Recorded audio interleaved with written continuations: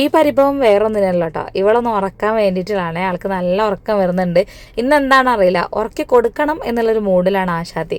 പക്ഷെ അടുക്കളയിലാണെങ്കിൽ നല്ല പണിയുണ്ട്. അതുകൊണ്ട് ആളെ തലോടി കുറച്ച് നേരം നിന്നതിന് ശേഷം ഉണ്ണിമോൾ വേഗം പണിയൊക്കെ ഒന്ന് തീർക്കട്ടോ എന്ന് പറഞ്ഞപ്പോൾ അവൾക്ക് കാര്യമൊക്കെ മനസ്സിലായിട്ടുണ്ട്. എന്നാലും അങ്ങോട്ട് ഉറങ്ങാൻ മനസ്സനുവദിക്കുന്നില്ല എന്ന് പറയാലോ. ഏകദേശം അരിയും കാര്യങ്ങളൊക്കെ കഴുകി പൂർണ്ണമായിട്ട് അങ്ങോട്ട് കഴിയുമ്പോൾ തന്നെ ആൾ ഒരുറക്കത്തേക്ക് അങ്ങോട്ട് ചാടുകയാണ് കേട്ടോ.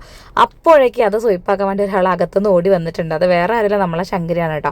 ഇതൊക്കെ കണ്ടോണ്ട് ഒരാൾ എനിക്കൊന്നും കാണണ്ടയോ, എൻ്റെ അടുത്തേക്ക് വരണ്ടയോ എന്നുള്ളൊരു ഭാവത്തിലവിടെ കിടക്കുന്നുണ്ട് കേട്ടോ.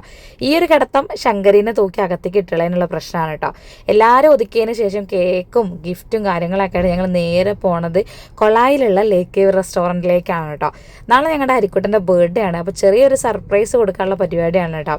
അവന് ഈ കേക്ക് കട്ട് ചെയ്യാന്നൊക്കെ പറയുന്നത് ഭയങ്കര ഇഷ്ടമുള്ളൊരു കാര്യമാണ്. പക്ഷെ അവൻ്റെ ലൈഫിൽ ആദ്യമായിട്ടാണ് ഇതുപോലെ ഒരു പബ്ലിക് പ്ലേസിൽ വന്നിട്ട് കേക്ക് കട്ട് ചെയ്യുന്നത്. അതിൻ്റെ ഒരു സന്തോഷം ചെറിയൊരു ചമ്മലൊക്കെ ആൾക്കുണ്ടായിരുന്നു കേട്ടോ. കേക്ക് കേട്ടോ അവൻ്റെ അടുത്ത് എത്തിയപ്പോൾ നാളെ തന്നെയാണ് എൻ്റെ ബർത്ത്ഡേ, അയ്യോ ഇപ്പോൾ മുറിക്കണോ എന്നുള്ള രീതിയിലുള്ള സംസാരമായിരുന്നു കൂടുതലായിട്ട് നടന്നിട്ടുണ്ടായിരുന്നു കേട്ടോ. ഞങ്ങളൊക്കെ എത്ര പോത്ത് പോലെ വളർന്നു എന്ന് പറയുകയാണെങ്കിലും ഞങ്ങളെ കുട്ടിക്കാലത്ത് ഉണ്ടായിരുന്ന സന്തോഷവും കുസൃതികളും അതിൻ്റെ ആ ഒരു സ്വീറ്റ്നെസ്സും കാര്യങ്ങളൊക്കെ ഇപ്പോഴും ഞങ്ങളുടെ കൂടെ തന്നെ ഉണ്ട് കേട്ടോ. സത്യം പറയുകയാണെങ്കിൽ ഞങ്ങൾക്ക് അന്യോന്യം ഞങ്ങളില്ലാണ്ട് ജീവിക്കാൻ പറ്റില്ല എന്നുള്ളതൊരു വാസ്തവം തന്നെയാണ്.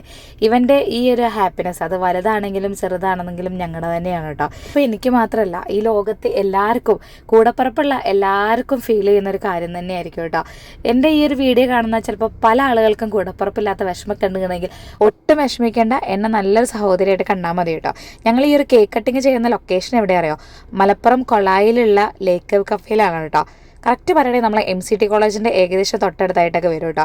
ഇവിടെ നല്ല അടിപൊളി പ്ലാറ്റർ കിട്ടും. ആ പ്ലാറ്റർ ഓർഡർ ചെയ്തുള്ള കാത്തിരിപ്പാണ് കേട്ടോ. ഏകദേശം ഒരു 45 മിനിറ്റോളം ടൈം എടുക്കും അത് വരാൻ. ഇത്രയും ക്ഷമ ഞങ്ങൾക്ക് ഇല്ലാത്തതുകൊണ്ട് ഇടയിൽ ടച്ചിങ്സിലുള്ള കുറച്ച് ഫുഡൊക്കെ ഞങ്ങൾ ഓർഡർ ചെയ്തിട്ടുണ്ടായിരുന്നു കേട്ടോ.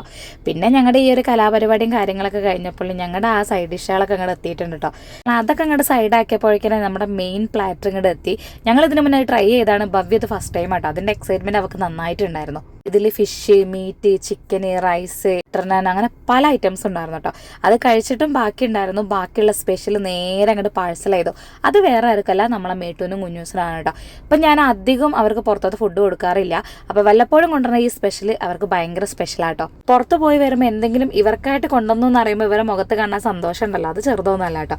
ഇതിനിടയിൽ അകത്തുള്ള 2 കുരുപ്പുകൾ ഓടി വരുന്നുണ്ട്. അപ്പോൾ സത്യം പറഞ്ഞാൽ ശശിയായി എന്ന് വേണമെങ്കിൽ പറയാം. കാരണം എൻ്റെ അടുത്ത് നിന്ന് എന്തെങ്കിലും കിട്ടുമോ നോക്കി. അത് കഴിഞ്ഞ് അവർ നേരെ പോയത് കുഞ്ഞൂസിൻ്റെയും മേട്ടൂൻ്റെയും കൂടിൻ്റെ അടുത്തേക്ക് കേട്ടോ. ഇപ്പോൾ ഏറ്റവും വലിയ പ്രശ്നം അതാണ്, അവരെ കൂടിൻ്റെ അടുത്ത് പോയിട്ട് അവരെ ശല്യപ്പെടുത്തുക എന്നുള്ളതാണ് ഇവരെ പ്രധാനപ്പെട്ട പരിപാടി ഗൈസ്.